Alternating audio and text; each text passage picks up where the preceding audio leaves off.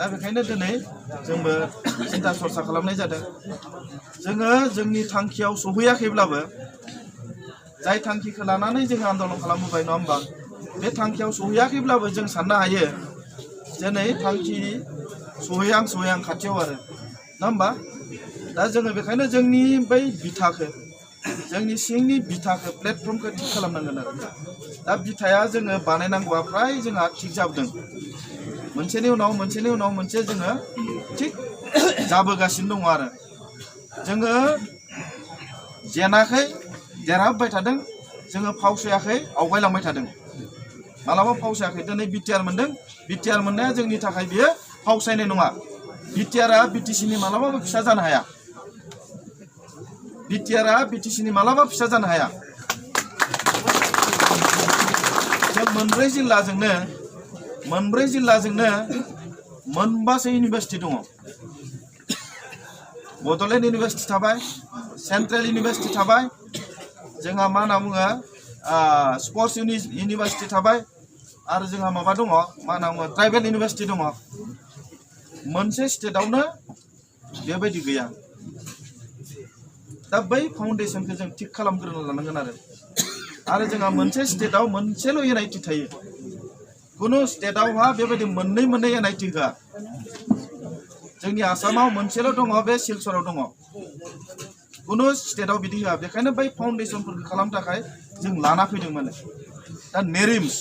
होनना बुङो medical college जायखौ होनना बुङो माने बे मेडिकेल कलेजआ एम्सनि गाहाय रेंकनि नेरिम्स बे नेरिम्सफोराबो मोनसे स्टेटआव मोनसेल' जायो दा बैफोर फाउन्डेसनखौ जोङो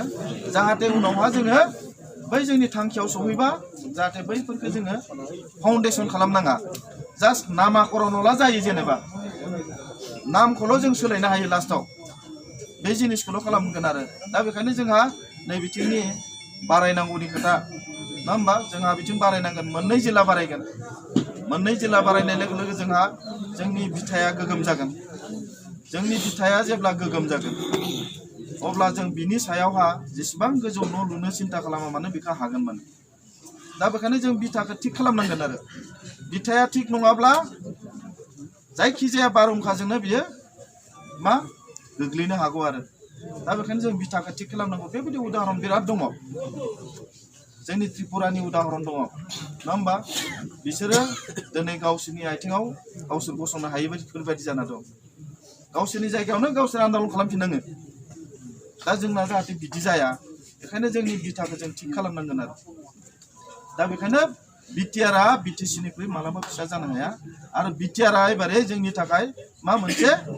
बै सहैनायनि मा लामा देखायना होदों आरो दा बेखायनो बिटिआर लाबबाय बिटिआरखौ जोङो जाफुंहोनांगोन बिटिआरखौ जोङो बयबो सनमान होनांगोन बिटिसिखौबो जों सनमान होदोंमोन रावबो सनमान होआखै होनना बुंनो हाया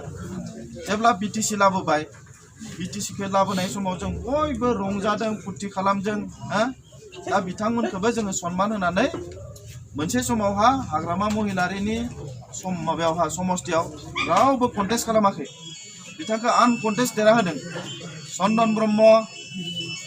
बेनिफ्राय खाम्फा बरगयारिमोन बिसोरनि समस्थियाव रावबो कन्टेस्ट खालामहोआखै जों नङा होमबा बिथांमोनखौ सनमान खालामनानै आनकन्टेस्ट देरहाहोदोंमोन दा बिथांमोनाबो जोंनिनो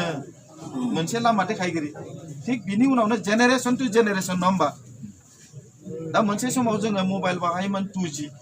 बिनि उनाव 3G जादों दा जाबाय 4G जादों नङा होमबा थिग बिदिनो मोनसेनि उनाव मोनसे जोङो हिमालय हाजोखौ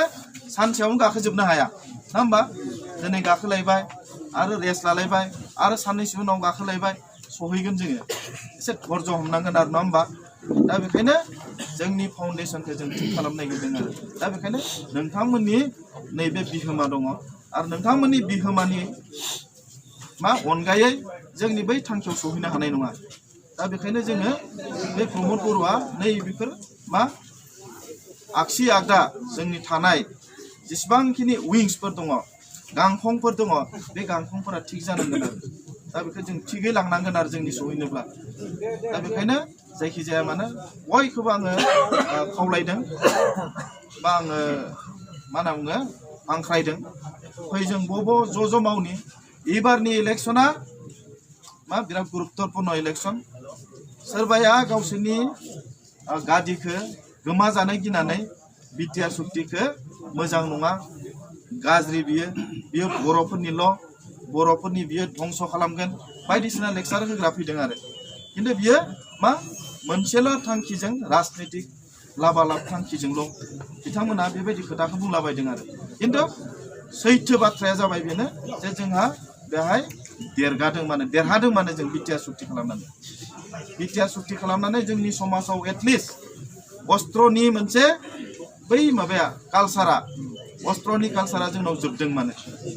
दा बे अस्त्रनि कालसारखौ जोङो फोजोबनाया जोंनि थाखाय देरगानाय आरो समाजाव बेखौ जों फोजोबनांगोन माने बेखायनो जोङो मा होनना बुंबाय थादों हाथियार गैयै मोनसे समाजा डेभेलप जानोबा जोङो हाथियारखौ फोजोबनांगोन हाथियारजों आन्दलन खालामनानै दिनैनि नैबे बोथोराव जोङो जायगायाव सहैनाय नङा माने बिथांमोना सावरायनायनि थाखाय मोनसे प्लेटफर्म बानायनांगौ दा बे प्लेटफर्मा जाबाय जोंहा बे एसोसिएशना जाबाय जेराव बे एसोसिएशननि गेजेरजोंनो जोङो जोंनि इयुननि जा खामानिफोर दङ बे खामानिखौ मावलांगोन थिग बेबायदिनो जोङो मोनसे उदाहरन होनो हायो आसाम गभर्नमेन्टआवबो आसाम आन्दलननि नामाव आसाम आन्दलननि खालामग्राफोरनि थाखाय कौटि थाखा बाजेट खालामो आसाम आन्दलननि नामाव जायफोरा आसाम आन्दलनाव माबा जालांबाय सेक्रिफाइस खालामबाय मुंख्लं जालांबाय सोरबा माबा जाबाय बिनि थाखाय कौटि बाजेट खालामो बिसोरो आरो बिनि बादैबो जोंनो एडिशनेल बे बड'लेण्ड मुभमेन्टनि नामाव आसाम गभर्नमेन्टआ हरबावदों आरो माखासेया मुंख्लं जानायफोरा माखासेया मोनदों माखासेया मोनाखै बे एसे माबा जादों आरो दा जोंहाबो नैबे बिटिआरआव जेरै जोंनि फान्डा बारा जागोन जेराव नङा होमबा आरो जाय मानसिफोरा जोंनि जोंनि माबा माने बे मा होनना बुङो जोंनि रोदा गैयाब्ला जों बिफाङा थांनानै थानो हाया नङा होमब्ला दा बै गुदि मानसिफोरखौ जोङो सनमान होनांगोन आरो गुदियाव जोङो हासार होनांगोन दै लुनांगोन दा नोंथांमोननि नैबे सेक्रिफाइसनि गेजेरजोंसो दिनै जोङो नैबे मोनसे जेनेरेशना मोगथां महर मोनदों बै नोंथांमोन मावामोनब्ला बा नोंथांमोननि दैदेननाय नङामोनब्ला दिनै जोङो बेबायदि बिखाफोर जानानै माने बुंनो हानाय बुजानो हानाय बे अबस्थाया जोबलांसिगोन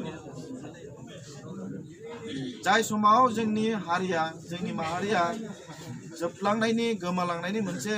लामाजों थांबायमोन बे समाव गावनि जिउखौ दान होनानै गावनि न'खरखौ दान होनानै गावनि बिसि फिसायखौ दान होनानैब्लाबो समाजनि थाखाय जाय बिथांमोना सेक्रिफाइस खालामबाय बे सेक्रिफाइसनिनो दिनैनि फिथाइ दा बेखायनो जायखिजाया जाथियाव जायखिजाया माहारियाव